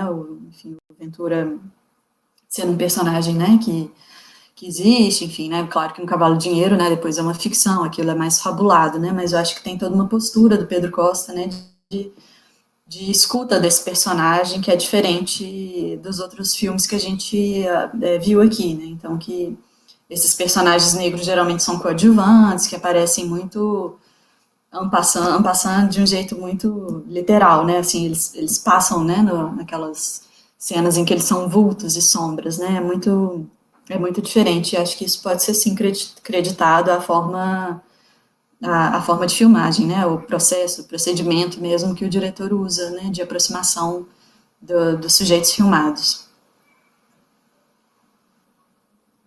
Bom, estou só tentando fazer uma certa mediação, né? Ronaldo Corrêa também, que é lá da UFPR, né? Enfim, Ronaldo acho que podia falar também, acho que fez um comentário aqui no chat, talvez isso gere uma conversa. Ronaldo, por favor, né? Olá, boa noite, pessoas. Bom, queria agradecer a fala, eu achei extremamente estimulante, inclusive. Tá me ouvindo? Sim. Ok. Em função da associação entre a ideia de constelação benjaminiana, né, que tenta pensar essas articulações não lineares e progressivas, mas através de articulações que às vezes são até disruptivas. A minha questão estava muito pautada numa articulação que talvez você faz com as artes visuais, né, especialmente a gravura e a pintura, mas se não poderia pensar essa articulação da filmografia com as práticas de performance que estão sendo feitas mais recentemente. Inclusive duas especialmente, né, a do Thiago Santana Refino, que é um artista da Bahia, né, que teve em ano passado no Prêmio Pipa, e da Nayara Albuquerque, Precipitações, muito pela ideia de atuação que também está nos filmes, né? Quando você comenta aquele momento do arrastar das cadeiras, aquilo não poderia ser pensado como um ato performático, né? Que articula significados que estão pautados em uma memória do sensível, né? O que a gente associa à ideia de regime totalitário, prisão ou tortura, né? Obrigado. Ronaldo, né? Obrigada também pela pergunta. Acho que sim, claro. Assim, acho que as constelações elas têm essa liberdade de concatenar diferentes linguagens, né? Então, aqui eu dei esse exemplo de filmes e pinturas, né? Então, esse trânsito entre cinema e artes visuais, enfim. Mas acho que poderia entrar performance. Eu não conheço especificamente a que você falou, mas eu acho que sim, é aberto a isso. Nesse caso especialmente, né, eu acho que metodologicamente eu acabei me inclinando a observar os enquadramentos, né, a composição, né, para pensar a mise-en-scène mesmo, os corpos, né, como é que eles são colocados no espaço, como é que eles são enquadrados, o ponto de vista, né, então, né, essa coisa do personagem branco, protagonista central, e o personagem negro ou indígena desfocado ao fundo, né, então isso é bastante cinematográfico, eu acho, né? Essa coisa de onde colocar a câmera, né? A performance já envolve outro tipo de análise, né? Que acho que teria que ver também metodologicamente como incluir isso numa pesquisa, mas eu acho que a princípio é pertinente e faz sentido também a gente lidar com essas outras artes, né? Acho só que a cada pesquisa a gente tem que pensar nesses operadores metodológicos, né? O que a gente vai analisar, né, para poder, né, ter um eixo mínimo comum também na hora de montar essa constelação, né, olhar para o que a gente vai olhar, né, exatamente quando a gente está analisando esse objeto, aquele outro, né. Então, para analisar performance, acho que outras questões, né, acabam aparecendo. Acho que depende muito das perguntas de pesquisa, enfim, né, do que a gente quer investigar também. Legal. Eu vou passar a palavra agora para o Marcos Alexandre. Ele registrou que quer fazer uma pergunta.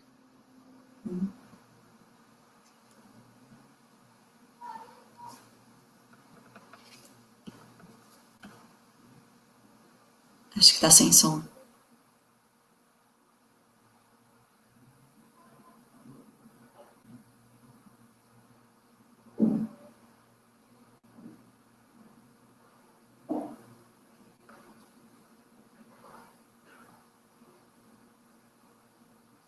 Vocês estão ouvindo? Eu não estou.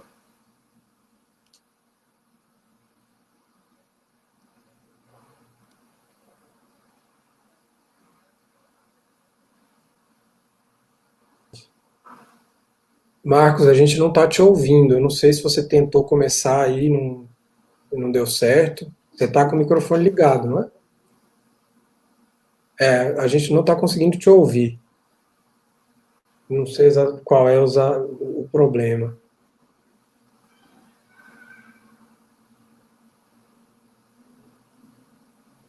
Enfim, nesse caso, pois a Morgana disse que está conseguindo ouvir, só a Morgana, então.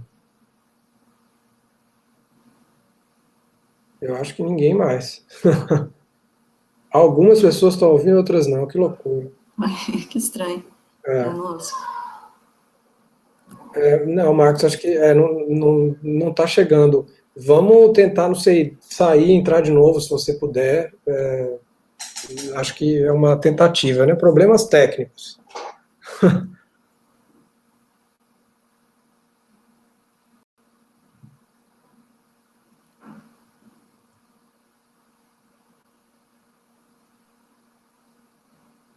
E agora, estão me ouvindo? Agora sim. Massa, pronto. Mariana, boa noite, me chamo Marcos Alexandre, eu sou aluno especial em artes cênicas, né? E estou escrevendo o meu anteprojeto agora, que é sobre a composição de Antônio Pitanga e Trícimo do Cinema Novo, né? Eu não conhecia esse estudo, essa constelação fílmica, achei muito incrível, assim, a pesquisa em si, como ela trata e lida com essas relações fílmicas de forma mais ampla e sem ser linear e, enfim, cronológica, né? E por você comentar nessa última resposta que você teve de um estudo mais aprofundado pela composição, pela relação dos atores, como eles estão colocados em cena, a própria encenação em si, e é um objeto de estudo que eu quero me aprofundar mais. A pergunta é sobre a questão da relação do ator e como ele influencia, de certa forma, essa percepção sobre a obra e sobre essa constelação também. Porque, como eu elenquei 3 filmes de cinema novo, que é Barra Vento, A Grande Feira e Ganga Zumba, e os 3 que vão partir do princípio de estudar a composição de Antônio Pitanga, ou seja, a atuação dele propriamente dita, de que forma eu posso permear e aprofundar esse estudo sobre esse personagem, sobre esse ator, para criar nesses 3 filmes a constelação, que seria comparatista, né, como você traz na nossa pesquisa, que eu gostei bastante, assim, eu queria ouvir um pouco mais, ou que referências posso buscar também, sabe? Obrigado. Massa. Eu não trabalhei exatamente a atuação aqui, né, nesses filmes. Eu acho que cada constelação ela vai nos dizendo assim quais são nossos operadores ou que operadores de análise a gente vai precisar convocar, né, um pouco nessa perspectiva de ouvir os objetos e ver que caminhos a gente vai seguir, né. Nesse caso, né, das constelações fantasmagóricas, eu acho que os próprios filmes foram me mostrando isso, né. Então, a partir do contato de um filme, eu vejo que aquilo é significativo, aqui tem esses vultos, tem esses personagens desfocados, aí você vai para outro filme e vê aquilo também, ou vê aquilo, mas com alguma variação, né, então isso vai te apontando para um caminho que, nesse caso, então, acho que algo interessante de ser observado é o enquadramento, a composição, né, a maneira de situar esses corpos no espaço, né. Mas se a sua pesquisa envolve ator, né, então ela vai te levar para outros lados, né, então acho que a constelação, ela pode ser um método que permite diferentes operadores de análise, dependendo dos objetos, das questões de pesquisa, né, então você pode, né, como foi o caso, né, da pergunta anterior também, de olhar para performance, né, ou olhar para atuação, olhar para, enfim, né, para os regimes de atuação de cada ator, né, então isso pode ser aquilo que você vai observar nos filmes e vai observar em que medida aquilo se mantém, em que medida aquilo varia de filme a filme, né, então esse pode ser seu eixo, por exemplo, né. Acho que faz todo sentido, né, se você está analisando o Pitanga, né, nesses filmes, então eu acho que isso te encaminha para observar a atuação nos filmes, ou performance, né, ou então pensar assim, não que a parte espacial dos enquadramentos não seja importante nesse tipo de análise, assim, eu acho que a gente vai construindo de acordo com cada pesquisa mesmo. Acho que a constelação, ela pode ser esse método de base, né, em que a gente congrega os filmes a partir de determinado olhar, e a partir daí a gente mobiliza operadores de análise fílmica mesmo, né, de análise cinematográfica, ou de análise, ou das artes cênicas, ou do que for, né, em que área a gente estiver, né, acho que a gente pode variar mesmo nos métodos, e eles são bem-vindos, né, acho que a constelação, ela em si, ela não direciona exatamente, né, para que tipo de metodologia analítica de contato com as imagens a gente vai usar. Isso depende, né, é caso a caso mesmo. Obrigado.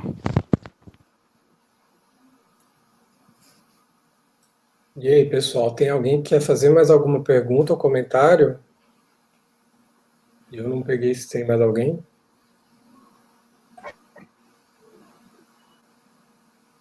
No chat, acho que não. Bom,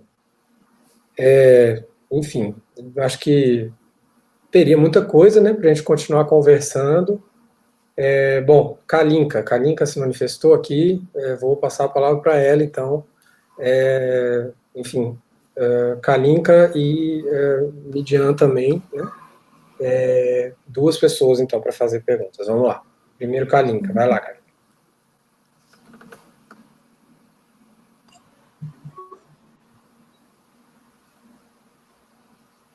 Estão me escutando? Sim. Saindo o som? Eu ouço. Uhum. Ah, tá.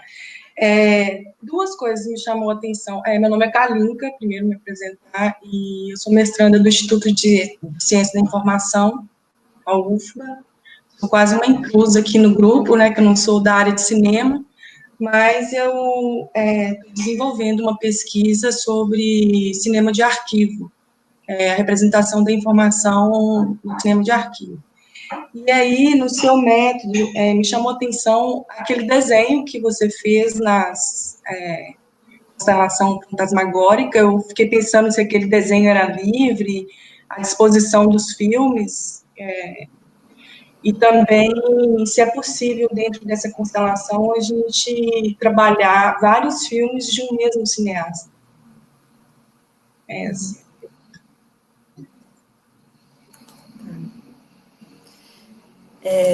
Bom, sobre vários filmes de um mesmo cineasta, mas você diz uma constelação inteira com um filme só de um mesmo cineasta, assim? Sim. Eu acho que sim. Bom, eu acho que é possível, mas eu acho que o forte da constelação é um pouco ela fugir dos critérios mais usuais que a gente usa no método comparatista, né? Então, não é exatamente por autor, não é exatamente por nação, né? Não é, por exemplo, vamos comparar filmes Brasil e Argentina, ou vamos comparar filmes de 68, ou vamos, enfim, né? Isso talvez seria o que já é mais feito, né, nas análises comparatistas em geral. Eu acho que o que a constelação tem de forte é poder agregar esses filmes a partir de critérios um pouco ocultos, né, que eles vão se confirmando ao longo da análise mesmo, né? Talvez a gente comece a partir de uma pista ou de algo mais intuitivo, ou a partir desse magnetismo que os filmes vão se desenvolvendo uns em relação aos outros, e aí ao longo da análise a gente vai verificando mesmo a pertinência, vai construindo as relações, né, um pouco nessa ideia de justificar os vínculos dos filmes e por que isso forma uma constelação, né. Eu acho que, sim, esse é o caráter mais, não sei, talvez mais típico, ou mais, enfim, algo que ela tem mais do diferencial que a constelação apresenta em relação a outras metodologias, mas, enfim, acho que não sei, também depende de como também esses filmes são organizados, né, em termos de, se são todos os filmes de um mesmo diretor, ou se dentro de uma obra muito ampla você constelou 3, 5 filmes ali dentro, enfim, então acho que depende da questão, eu acho, assim. Teria que analisar mesmo a pesquisa. E sobre o desenho, acho que eu tinha falado alguma coisa sobre isso, não sei se foi na hora que caiu também a internet, pode ter sido, né? Mas o desenho, de certa maneira, ele é livre, assim, ele tem liberdade, mas ele também tem critério, né? Eu acho que a gente vai unindo alguns filmes, enfim, as distâncias, as proximidades, isso tudo pode ser representado visualmente, né? Se dentro de um grupo de 6 filmes você acha que esses 3 aqui estão juntos e fazem todo sentido, e aqueles outros 3, eles estão, sei lá, uma outra fase, ou uma outra nuance dessa mesma questão, você pode representar isso visualmente, né? Eles podem estar mais afastados, mais aproximados, né? Então, ou geograficamente, né? No caso da constelação fantasmagórica aqui, né? Então, tem algum fundo geográfico ali, guiando, né, a Argentina um pouco para a esquerda, Brasil e Portugal ali, né, eu acho que de alguma maneira outros critérios vão aparecer, não é um desenho completamente livre, né, assim, acho que os pontos são colocados no espaço de uma maneira que faz sentido para a pesquisa, né? Para destacar ou para conseguir ilustrar para o seu leitor por que desse filme está aqui, esse aqui está mais para cima, mais para o alto, está mais junto, está mais separado, né? Por exemplo. Mas, assim, de novo, né? Então, o desenho, ele acho que ele é mais um instrumento para a gente exercitar esse raciocínio e tentar identificar onde que os filmes estão se situando, e ele não necessariamente tem que vir no resultado final da pesquisa, ele pode ser uma etapa mesmo, um croquis, um esboço que a gente faz na hora de testar as possibilidades. Certo, vou passar a palavra então. Eu coloquei a ordem no chat aí, agora acho que Midian Garcia. Desculpe se eu não falei o nome certo, pode fazer a pergunta. A gente não está ouvindo o seu áudio, você tem que ligar o microfone também só, e aí vai dar certo, eu acho. Desculpa. Agora sim. Agora sim? Tá. Meu nome é Midian, eu faço doutorado na UFBA em artes cênicas e estudo a fantasmagoria também, por isso que me interessou muito, mas na obra de Kleber Mendonça. Como eu tive alguns problemas aqui de falta de energia, então caiu várias vezes e eu tive que entrar de novo e não vi toda a sua fala. Mas eu queria só, assim, me interessou bastante, achei muito interessante essa questão que você traz de um estudo mais comparatista, está relacionado à comparação entre obras ou assim, são comparações dentro de uma perspectiva. Eu vi que você em um momento falou sobre Walter Benjamin, Marcelo fez uma pergunta sobre Didi Huberman, ou seria entre as obras ou mais nesse olhar, nesse viés que traz Didi Huberman, desse passado como sintoma, e uma comparação desses aspectos que ardem na realidade, né, porque, de certa forma, elas voltam de um modo fantasmagórico. Esse foi o caso específico dessa constelação. Acho que outras constelações não passariam por aí. Assim, acho que a constelação, ela não necessariamente tem que trabalhar com essa ideia de um sintoma, enfim, eu acho que ela tem que ter alguma noção de historicidade, sim, né, porque, enfim, ela vem um pouco de Benjamin, mas, ao mesmo tempo, também ela, assim, eu chamei a coisa de constelação fílmica, né, para não ser, assim, é inspirada em Benjamin, mas não é exatamente, né, não é simplesmente aplicar Benjamin como método, né, até porque ele não quis isso, enfim, não era a intenção dele fazer isso quando ele estava falando em constelação, né. Então, a gente, ao pensar constelação como um método de análise de filmes, ou de arte, ou de, enfim,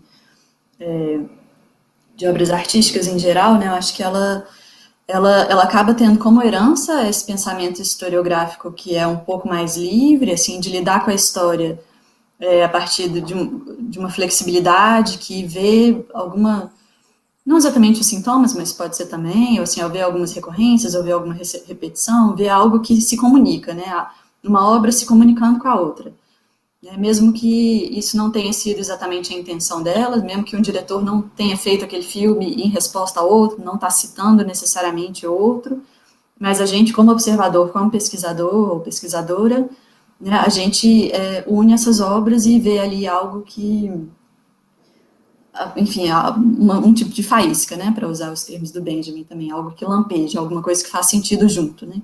Então, a ideia da constelação é muito essa de iluminar mutuamente, né, uma obra, as obras se iluminam mutuamente quando elas estão juntas, né, então, quando elas crescem juntas, quando algo é aberto ali, né, também, de novo, para usar os termos do Benjamin, né, ele fala que a constelação, ela abre a história, né, então, se a gente acha que elas juntas são potentes, elas juntas têm a possibilidade de abrir algo, né, essa aproximação das obras é produtiva, né, então acho que aí há uma constelação, né, mas não necessariamente ela tem que retomar o passado, né, aqui nesse caso das fantasmagorias isso aconteceu, mas em outras constelações que eu fiz, por exemplo, não tinha essa ligação exatamente forte com o passado, né. Eu acho que a noção de historicidade, ela é um pouco mais aberta, né, no Benjamin, ela está ali percorrendo as obras de alguma maneira, mas não necessariamente você tem que analisar um filme do passado e um filme do presente, né, ou tem que olhar nos filmes algo do passado retornando, né? Isso é uma questão dessa, mas não da constelação, de forma geral. Não sei se está claro. Sim, obrigada.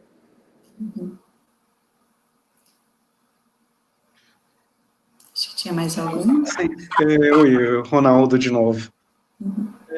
Eu estava retomando o teu texto e em algum momento você está apresentando para a gente essas aproximações teóricas e você fala especificamente sobre essa capacidade ou essa possibilidade dos filmes, né, mutuamente se relacionarem, inclusive numa ideia de, não sei, entre aspas, autonomia, né?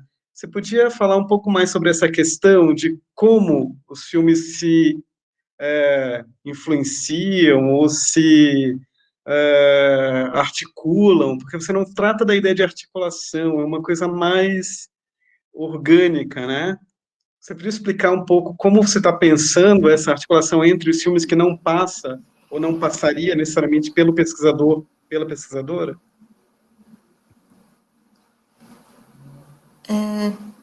Não sei se eu entendi exatamente o que você está dizendo. Você quer saber como os filmes conversam? Não sei, acho que é melhor você... Desculpa, no teu texto você fala, né, que os filmes teriam essa capacidade, né, de construir relações entre si. E aí eu queria saber um pouquinho mais como você pensa essa relação entre si dos filmes, né? Eu acho que é uma relação entre si, mas mediada pelos pesquisadores, né? Não que um filme como objeto independente, vivo, está falando sozinho com outro filme, né? Eu acho que é nossa atribuição também fazê-los falar ou fazê-los conversar, né? Então é colocar os filmes para dançar juntos, né? Ver como é que eles se relacionam, ver que diálogos existem, sejam eles intencionais, né, por parte dos diretores ou não. Mas isso é mediado pelo trabalho do pesquisador ou da pesquisadora, né? Acho que isso eles não falam sozinhos. Eu acho que eles têm que a gente dispara também, né? A gente dispara esse diálogo, a gente propicia esse lugar favorável para o encontro, né? E ao colocá-los em conjunto e ouvi-los, né? Algo se forma, né? Então a ideia é um pouco de uma triangulação, eu acho, com os objetos, né? A gente com os objetos, vendo que questões, né? Esse filme que traz essa questão, esse filme que traz essa outra, né? Acho que aqui a gente pode enxergar uma resposta, um desenho, uma conversa entre eles, né? Então acho que tem muito de uma postura ativa do pesquisador também, em ouvir e em fazer falar, né, os filmes também. Não sei se era isso, não sei se isso ajuda. Ajuda, obrigado. Bom, pessoal, dado o avançado da hora, eu não sei se tem mais algum comentário, né, mas eu sugeriria que a gente tentasse caminhar para um fechamento agora, enfim, né, porque eu acho que começa a ficar cansativo para a própria Mariana, não sei como é que está também essa questão para ela, mas... Não, enfim, estou tranquila, se tiver mais... Então ótimo, vamos lá. Mas também não... Sim, também não. De todo modo, enfim, se houver perguntas, né, e tal, depois, em todo caso, a ideia é que a gente disponibilize também essa parte das perguntas. Ela está sendo, pelo menos parcialmente gravada, né, no início teve lá aquele pequeno problema da transmissão, eu comecei a gravar, aí depois eu vou botar tudo online, né, então dá para a gente retornar a essa conversa depois, mas eu também queria enfatizar que acho que a pesquisa, né, de Mariana é uma pesquisa em andamento. O nosso trabalho dentro da arqueologia do sensível, a gente está descobrindo hoje que tem um diálogo ainda maior, né, com o trabalho dela, do que o que a gente já sabia, do que o que eu já tinha em mente.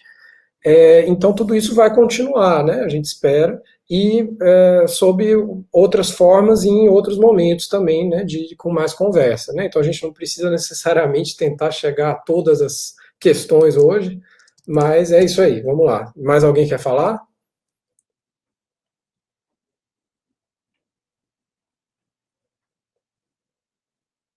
Bom, eu acho que a gente pode então ir encerrando. Eu vou agradecer muito, muito, muito, muito a Mariana, né? Assim, foi incrível a conversa, foi maravilhoso ouvir, ter a oportunidade, né, de entrar em contato com essa proposta, né, da constelação fílmica, que é tão instigante, e ter, enfim, né, a ocasião de conversar mesmo diretamente com você, poder te interpelar, né, para ouvir mais e, enfim, tentar resolver um pouco algumas dúvidas que surgem. Como eu disse, a gente vai continuar nessa conversa, né, ela não termina hoje, e é só isso, deixar aqui realmente esse imenso agradecimento, foi uma excelente ocasião para a gente começar a experiência de compartilhar esse processo de conversa do grupo, a pesquisa, né, enfim, tudo isso online. Muito obrigado, Mariana, muito obrigado mesmo. Eu que agradeço o convite, foi ótimo, adorei passar esse tempo aqui com vocês, ainda mais nesse momento de isolamento e quarentena, acho que foi bem produtivo. Espero que, enfim, que isso ajude de alguma maneira, ou inspire de alguma maneira, né? Acho que a constelação, ela tem, no momento que eu escrevi esse texto, pelo menos, né, eu tinha um pouco essa ideia, assim, de estimular, né? De estimular um pouco a cinefilia, de estimular um pouco a aposta em relação, né? As pessoas colocarem os filmes em relação, estimular uma postura diferente mesmo dos pesquisadores e, enfim, um desenho diferente de pesquisa, que é uma opção que a gente pode escolher entre outras, né, sem desmerecer nenhum tipo de metodologia, né, um pouco no intuito de oferecer mais uma possibilidade, e se isso abrir um pouco os caminhos, ou abrir o leque, né, das escolhas, eu já fico satisfeita, e estou à disposição também, né, Marcelo tem meu e-mail, qualquer coisa vocês podem, enfim, escrever, e também estou à disposição para novos encontros, enfim, né, a gente tem que manter esse diálogo mesmo, né, estreitar as comunicações entre a UNB e a UFPA, né, estou super à disposição e aberta para esse diálogo, e foi ótimo, muito obrigada pelas participações, pelas perguntas. A gente podia fazer uma foto, será que não? Tá todo mundo de câmera fechada, mas eu acho que seria, se a gente quiser, uma ideia. Boa fazer lembrança. um print. Com certeza. Vamos todo mundo ligar suas câmeras, por favor, né? Todo mundo mostrar a sua cara, mostrar a que veio. Acho que é legal a gente se ver, a gente se conhecer. Faz diferença a gente ver a carinha.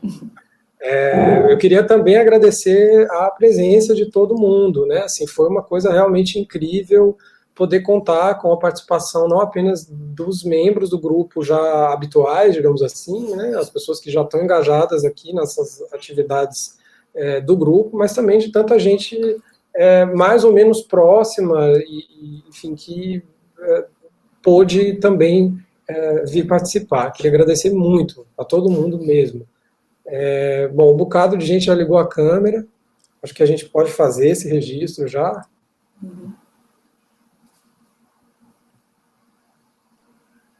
Deixa eu fazer esse registro aqui.